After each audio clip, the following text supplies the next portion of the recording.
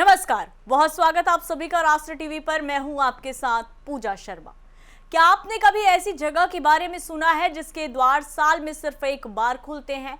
एक ऐसी गुफा जहां पहुंचने के लिए आपको एक ही नदी 16 बार पार करना पड़ता है, जहां जाने का साहस हर कोई नहीं जुटा पाता। एक ऐसी जगह जिसे भारतीय पुरातत्व विभाग और विशेषज्ञों ने एशिया की दूसरी सबसे बड़ी गुफा और देश की सबसे लंबी गुफा के रूप में चिन्हित किया है, जहां चिलचिलाती गर्मी में भी तापमान 14 डिग्री सेल्सियस तक गिर जाता है और जहां विज्ञान और विश्वास का एक ऐसा मेल है जिसे आज भी पूरी तरह सुलझाया नहीं जा सका है। छत्तीसगढ़ के नए जिले खैरागढ़ छुई खदान गंडई की मैकल पर्वतमाला के बीच छिपी है मंडीप खोल गुफा। आज की हमारी इस विशेष रिपोर्ट में हम आपको लेकर चलेंगे उस दुर्गम डगर पर जहां ठाकुर टोला रियासत की परंपराएं और प्री कैम्ब्रियन युग का भूगोल एक साथ मिलते हैं। रायपुर से करीब 150 किलोमीटर दूर मैकल की पहाड़ियों के बीच ये सफर आसान नहीं है। ठाकुर टोला गांव के आगे पक्की सड़कें साथ छोड़ देती है और शुरू होता है पगडंडियों और पत्थरों का वो रास्ता जिसे पार करना किसी अग्नि परीक्षा से कम नहीं। श्रद्धालुओं और पर्यटकों को श्वेत नदी की धाराओं को कम से कम 16 से 17 बार पार करना पड़ता है। यहाँ मोबाइल नेटवर्क का नामो निशान तक नहीं है और बिजली की पहुंच से दूर ये क्षेत्र अपनी रहस्यमयी शांति को आज भी बरकरार रखे हुए है।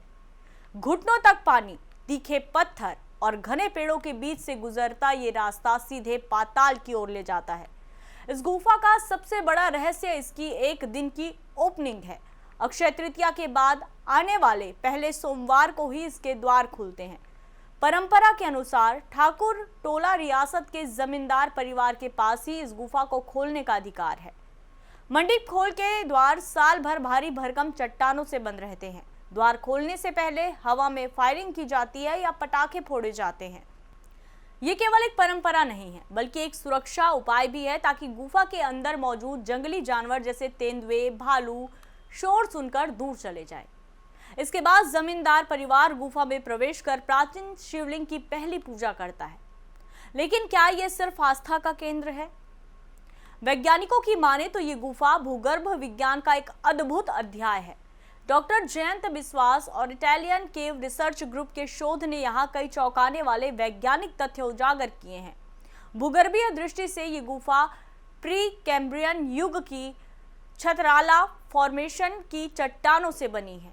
ये एक द्विस्तरीय गुफा प्रणाली है। ऊपरी हिस्सा जिसे मंडीप खोल कहते हैं मुख्य रूप से शुष्क है और इसकी लंबाई करीब 190 मीटर है।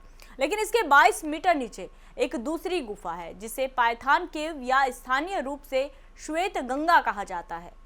इन दोनों स्तरों के बीच एक 20 मीटर लंबा संप यानी कि जल मग्न मार्ग है।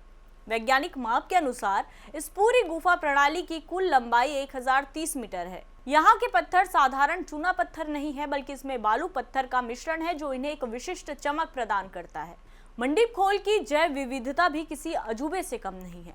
सूर्य की रोशनी के अभाव में यहाँ एक विशिष्ट इकोसिस्टम विकसित हुआ है। यहाँ पूंछ वाले दुर्लभ चमगादड़ पाए जाते हैं जो भारत में बहुत कम जगहों पर मिलते हैं।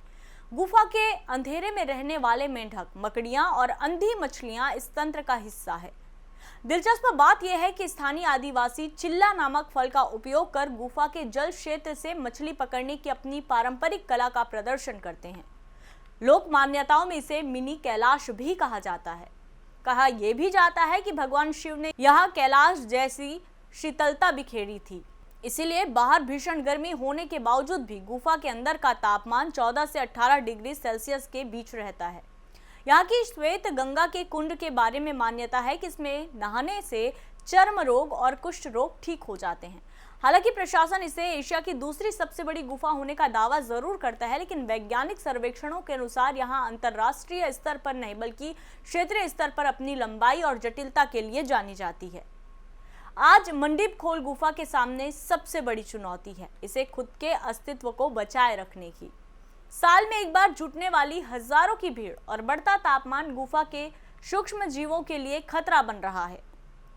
जिला प्रशासन ने अब यहां सुरक्षा और स्वच्छता के कड़े निर्देश दिए हैं ताकि इस अमूल्य धरोहर को संरक्षित किया जा सके। मंडीप खोल केवल आस्था की डगर नहीं बल्कि धरती के करोड़ों साल पुराने इतिहास का वो पन्ना है जिसे संभालना हम सबकी जिम्मेदारी है।